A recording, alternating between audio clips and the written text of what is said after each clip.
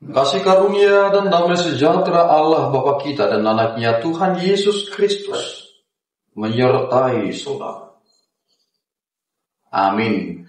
Shalom, saudaraku yang terkasih di dalam nama Tuhan Yesus Kristus. Senang bisa menyapa saudara di tempat saudara berada hari ini, dalam dimensi yang berbeda tetapi dalam dunia yang sama. Sebagai insan yang diciptakan untuk Tuhan, sebelum melakukan rangkaian aktivitas kita pada hari ini, marilah kita mengawalinya dengan memuliakan Tuhan lewat pujian kita dan mendengarkan firman Tuhan.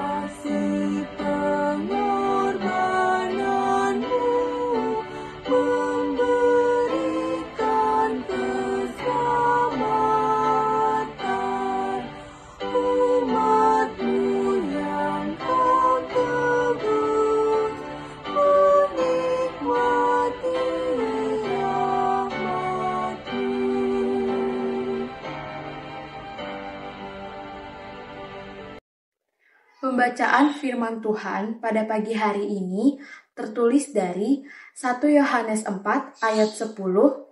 Inilah kasih itu, bukan kita yang telah mengasihi Allah, tetapi Allah yang telah mengasihi kita dan yang telah mengutus anaknya sebagai pendamaian bagi dosa-dosa kita.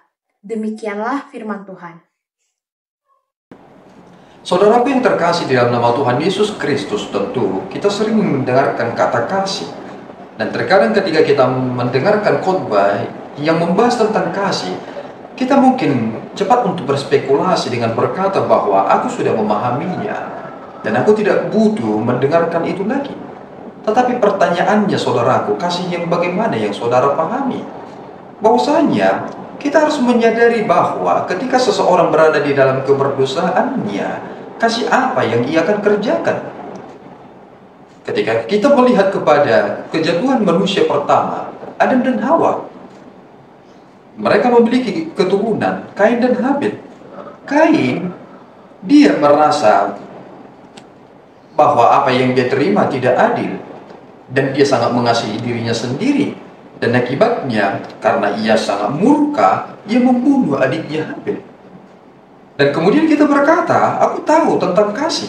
Itu mengapa saya berkata kepada saudara, kasih yang bagaimana yang saudara tahu. Ketika kita terlahir di dunia ini, kita langsung menyadari bahwa kita ini adalah orang-orang yang berdosa. Dalam keberdosaan itu ada kuasa yang memantarkan seseorang itu lari dari jalur, lari dari sasaran. Sehingga apa yang membuat kita tepat pada sasaran? Jawabannya adalah Allah sendiri. Mengapa harus dikatakan bahwa inilah kasih itu? Bahwasanya kasih itu adalah hal yang dapat dinikmati. Kita sangat menikmati anugerah itu, bukan? Seandainya yang dikatakan dalam teks ini, seandainya Allah tidak mengasihi kita, apa yang akan terjadi? Jawabannya adalah kita binasa. Tetapi karena Tuhan mendahulukan kasih-Nya, itu mengapa Dia memberikan anaknya yang tunggal itu, supaya barang siapa yang percaya kepadanya tidak binasa, melainkan beroleh hidup yang kekal. Dan inilah cara Tuhan mengasihi kita. Dan kasih yang Tuhan lakukan itu bukan kasih murahan seperti yang terjadi belakangan ini. Ketika kasus LGBT terjadi, kita berkata bahwa Allah mengasihi aku. Itu mengapa kami saling mengasihi. Persoalannya adalah mereka saling mengasihi dalam konteks yang lebih mengerikan. sesama laki-laki kepada laki-laki, dan mereka berkata, Tuhan mengasihi aku.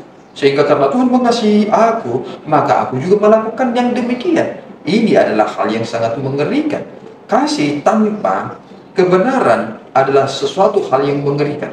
Itu mengapa ketika Allah mengasihi manusia, ada kebenaran di dalam itu. Dan Allah komit dalam hal itu. Kita adalah anak-anak kegelapan. Yesus adalah anaknya yang tunggal, dan dia adalah anak satu-satunya. Kita ini bukan anak Tuhan lagi, karena kita adalah anak-anak iblis, anak-anak orang-orang berdosa, anak Adam dan Hawa. Tetapi karena Kristus yang adalah anak tunggal Allah, dan dia adalah anak Allah yang sesungguhnya, ia diberikan kepada kita, dan kemudian ia mendamaikan kita kepada Bapa sebagai pendamaian bagi dosa-dosa kita. Dan kemudian ketika kita sudah diperdamaikan, maka kita disebut sebagai anak-anak Allah. Bukankah ini menjadi kasih yang sesungguhnya? Dan ini harus saudara ingat, bahwa tidak ada kasih tanpa pengorbanan. Jika saudara ingin mengasihi orang lain dengan baik dan sempurna, maka saudara harus mampu berkorban. Bagaimana mungkin saudara bisa berkata, aku mengasihi engkau, tetapi engkau tidak pernah mau berkorban bagi dia? Saudara sendiri mau repot, pergi ke mall, memutari semua toko-toko yang ada di sana. Mengapa saudara mau repot? Buti saudara naik, karena saudara ingin memberikan yang terbaik bagi saudara, ingin pakaian yang pas bagi saudara yang saudara akan pakai, karena saudara mengasihi diri saudara. Itu mengapa saudara pergi, itu adalah pengorbanan. Seandainya saudara berkata, aku ingin punya baju yang bagus, tetapi saudara tidak mau berkorban, ya saudara pakai saja apa yang ada di situ. Tetapi karena saudara mau berkorban, itu mengapa saudara melihat sesuatu hal yang tinggi. Inilah yang kita harus ingat, bahwasanya Allah memberikan standar yang sangat tinggi. Dan apakah saudara tertantang untuk memberikan itu juga kepada insan manusia? Hal itu telah dikatakan Yesus Kristus. Dua hal. Kasihilah Allah dengan segenap hatimu, dengan segenap kekuatanmu, dan dengan segenap akal budimu. Dan kasihilah manusia sesama seperti engkau mengasihi dirimu sendiri. Ini adalah prinsip yang mutlak, bahwasanya kita tidak akan mampu melakukan hal yang besar jika kita tidak mempedomani kasih yang dilakukan Yesus Kristus. Tuhan Yesus memberkati kita berdua. Ya Tuhan, kami bersyukur atas berkat-Mu. Terima kasih Bapa, Engkau telah mengasihi kami. Engkau telah memperdamaikan kami dengan Engkau lewat pemberian-Mu yang agung.